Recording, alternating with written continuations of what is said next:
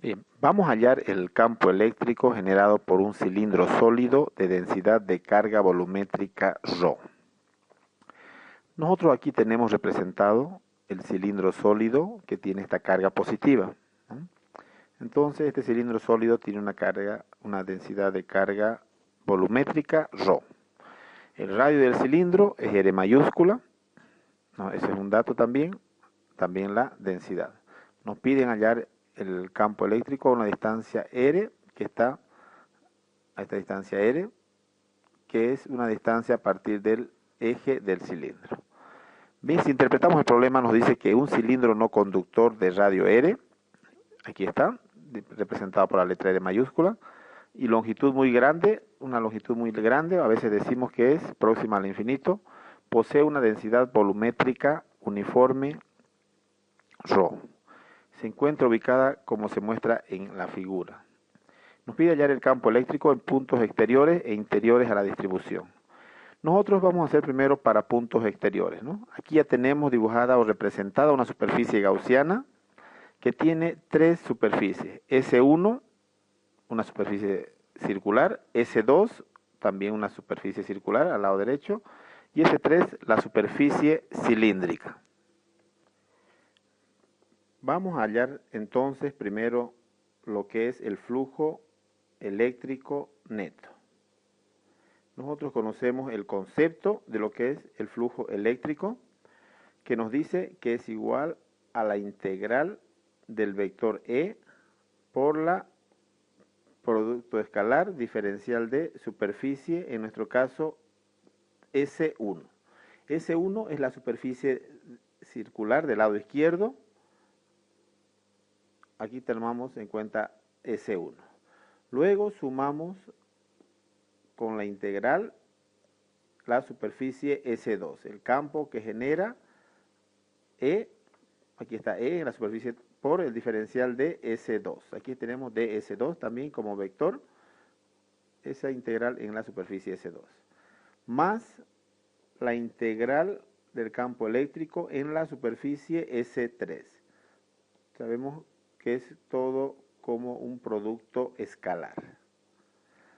Bien, la superficie S3 es la superficie cilíndrica que está aquí, que envuelve el cilindro sólido. Bien, entonces esta es la superficie gaussiana que envuelve a este cilindro sólido, ¿no? Hemos tomado una parte de este cilindro sólido dentro de esta superficie gaussiana. Bien, vamos a evaluar ahora cada término de este flujo neto, flujo eléctrico neto, que corresponde a cada integral. Bien, el producto escalar entre E y ds1, si es constante, sale de integral por S1, la superficie total S1, que es esta superficie circular de radio R minúscula.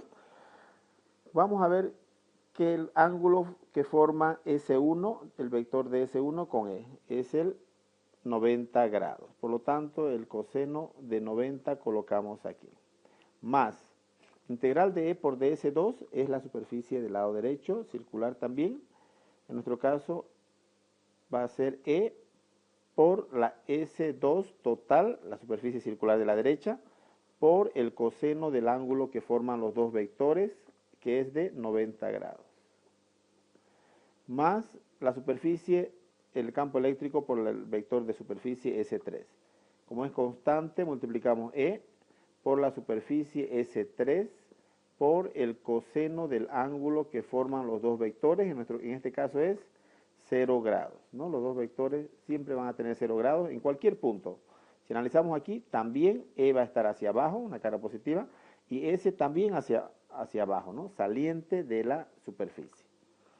Bien, y para continuar haciendo operaciones en esta ecuación del flujo eléctrico, vamos a ver que se simplifica esto. Es 0, el coseno de 90 es 0, no hay flujo por la superficie S1, tampoco hay flujo por la superficie S2, solamente hay flujo por la superficie S3.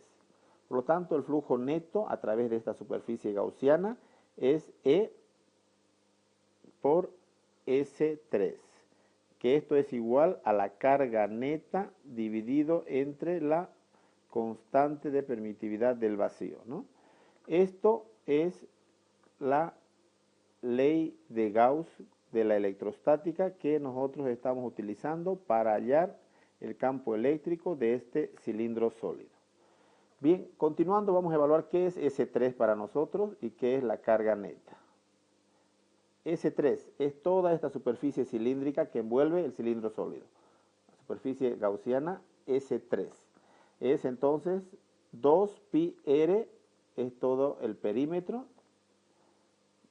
Ya, vamos a escribir aquí 2πr.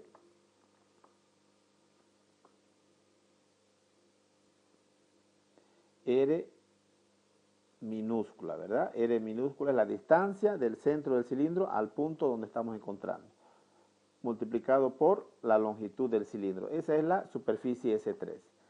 Bien, ahora vamos a expresar la carga en términos de la densidad. ¿Qué es la densidad volumétrica ρ? Habíamos dicho que es la carga, para nosotros va a ser la carga neta dividido entre el volumen que encierra este cilindro, el volumen cilíndrico que está dentro de esta superficie gaussiana. ¿Cuál es el volumen? Es pi por el radio del cilindro al cuadrado, que vendría a ser toda esta superficie, aquí más pequeña, ¿no?, de radio R, multiplicado por la longitud del cilindro, pi por R al cuadrado por L. Por lo tanto, nosotros de aquí podemos despejar la carga neta, que para nosotros es ρ multiplicado por pi por R al cuadrado por L. Bien, ahora reemplazamos estos valores en la ecuación de la ley de Gauss del flujo eléctrico. Tenemos que el campo eléctrico E multiplicado por S3 es 2 pi R minúscula L. Es igual a la carga neta, para nosotros es ρ por pi R mayúscula, el radio del cilindro sólido, multiplicado por L. Todo eso dividido entre la constante epsilon sub 0. Veamos qué podemos simplificar aquí. Pi con pi y L con L. Por lo tanto, el campo eléctrico despejando vamos a obtener de la siguiente forma. E es igual a ρ por R al cuadrado, ρ por R mayúscula al cuadrado, dividido entre 2 R minúscula epsilon sub 0. Entonces, este vendría a ser para nosotros el campo eléctrico para este cilindro sólido que siempre va a tener la dirección saliente del cilindro. En este punto hacia afuera del cilindro, en este otro punto también hacia afuera del cilindro.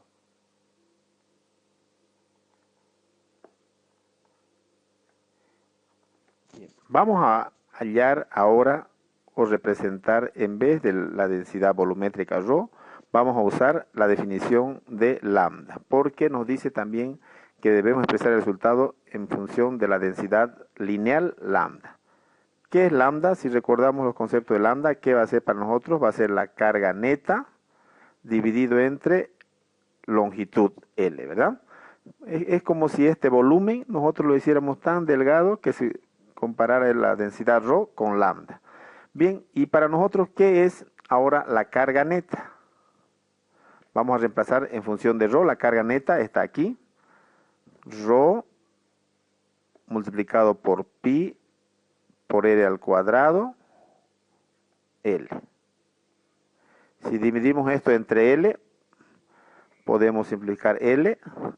Y ahora vamos a hallar, de aquí vamos a hallar ρ, o despejar ρ.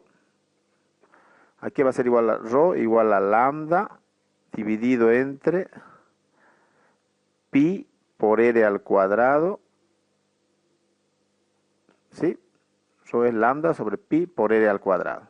Y vamos a reemplazar eso en esta ecuación del campo eléctrico, ¿ya? Nos vamos a reemplazar en esta ecuación, nos venimos por acá. El campo eléctrico va a ser para nosotros, entonces, en función de lambda, igual a, en vez de ρ coloco lambda, en vez de ρ coloco lambda sobre pi por R al cuadrado. arriba tengo R al cuadrado y abajo 2 R minúscula epsilon sub 0. ¿Qué puedo simplificar aquí? R al cuadrado con R al cuadrado. Por lo tanto, el campo eléctrico para este cilindro sólido en función de lambda, si utilizamos el concepto de lambda, va a ser igual a lambda sobre 2 pi R minúscula, la distancia del eje del cilindro sólido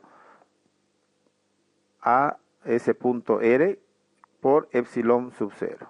Y con esto hemos obtenido el campo eléctrico en función de lambda, que es lo que estábamos buscando según la pregunta.